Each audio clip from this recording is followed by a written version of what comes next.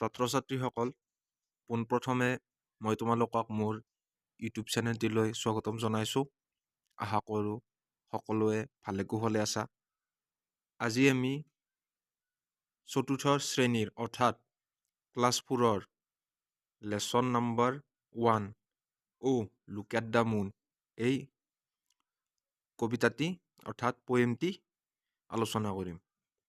আলোচনা কৰি প্ৰশ্নৰ উত্তৰসমূহ দি যাম। Let's recite the poem look at the moon, অৰ্থাৎ আহা এতিয়া আমি কবিতাটো আবৃত্তি কৰোঁ। মই তোমালোকক পাঠ কৰি দিও গৈ আছোঁ, অসমীয়াত বুজাইও গৈ থাকিম। Look at the moon. Look মানে হ'ল চোৱা, মুন মানে হ'ল চন্দ্ৰ।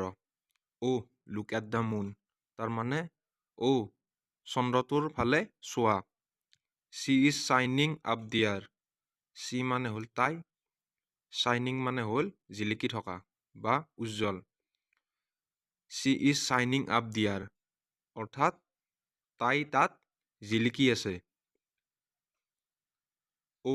Mother, she looks like a lamp in the air. Mother মানে হ'ল মা, লুকছ মানে মই ক'লোৱেই চোৱা, লেম্প মানে হ'ল চাকি বা বন্তি, এয়াৰ মানে হ'ল বায়ু। Mother, she looks like a lamp in the air. মা, তাই বায়ুত এটা বন্তিৰ নিচিনা লাগিছে। Last week she was smaller. Last week মানে হ'ল শেষৰ সপ্তাহ। C was smaller. স্মল মানে হ'ল সৰু, স্মলাৰ মানে হ'ল যেতিয়া দুটা বস্তুৰ মাজত তুলনা কৰা হয় তেতিয়া ভাৱটোৰ পিছফালে ইয়াৰ যোগ হয়। Last week she was smaller অৰ্থাৎ যোৱা বা শেষৰটো সপ্তাহত তাই সৰু আছিল। তাৰমানে বৰ্তমান চন্দ্ৰটোৰ আকৃতিৰ লগত যোৱা সপ্তাহৰ চন্দ্ৰটোৰ আকৃতিটো তুলনা কৰিছে। এণ্ড শ্বেপড লাইক এ বৌ। শ্বেপ মানে হ'ল আকৃতি, লাইক মানে হ'ল নিচিনা, বৌ মানে হ'ল ধেনু। এণ্ড শ্বেপ লাইক এ বৌ অৰ্থাৎ এটা ধেনুৰ নিচিনা আকৃতি লৈছে। ধেনুৰ নিচিনা আকৃতি লোৱা মানে কাচি জোন বুলি যে কয়, তাৰমানে তেনেকুৱা আকৃতি হৈছে। But now she is grown bigger. Grown মানে হ'ল বৃদ্ধি হোৱা বা বাঢ়ি অহা। বাট now she is grown bigger কিন্তু এতিয়া তাই ডাঙৰ হৈ আহিছে। অৰ্থাৎ যোৱা সপ্তাহৰ তুলনাত এতিয়া চন্দ্ৰটোৰ আকাৰ ডাঙৰ হৈছে।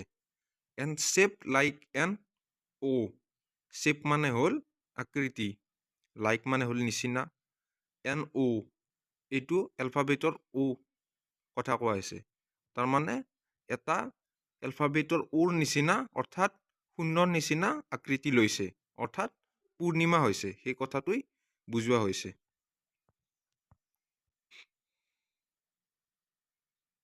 আশা কৰোঁ তোমালোকে কবিতাটো ভালদৰে বুজি পাইছা, আৰু যদি কিবা ৰৈ গ'ল মোক কমেণ্ট কৰি জনাবা। এতিয়া ইয়াৰ প্ৰশ্ন উত্তৰসমূহ আমি আলোচনা কৰিম। এই প্ৰশ্নবোৰৰ উত্তৰ এতিয়া মই দিবলৈ ওলাইছোঁ। প্ৰশ্নবোৰৰ উত্তৰ মই ধুনীয়াকৈ লিখি দিছোঁ, তোমালোকে তাত মই এতিয়া স্ক্ৰীণত দেখাই দিম।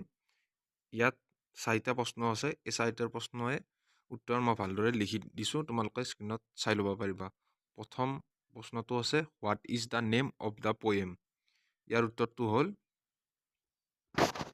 এইটো, what is the name of the poem. এনচাৰটো হ'ল the name of the poem is look at the moon. B number প্ৰশ্নটো আছে what looks like a lamp in the air. এনচাৰটো হ'ল the moon looks like a lamp in the air. C number প্ৰশ্নটো আছে what does the moon look like when she is smaller. এনচাৰটো হ'ল the moon looks like a bow when she is smaller. D number প্ৰশ্নটো আছে what does the moon look like when she grows bigger. এনচাৰটো হ'ল the moon looks like an O' when she grows bigger. আজিৰ পাঠটি এইখিনিতে সামৰিছোঁ। আশা কৰোঁ তোমালোকে ভালদৰে বুজি পাইছা। ইয়াৰ পিছৰ ক্লাছত আৰু নতুন নতুন ভিডিঅ' আহি থাকিব।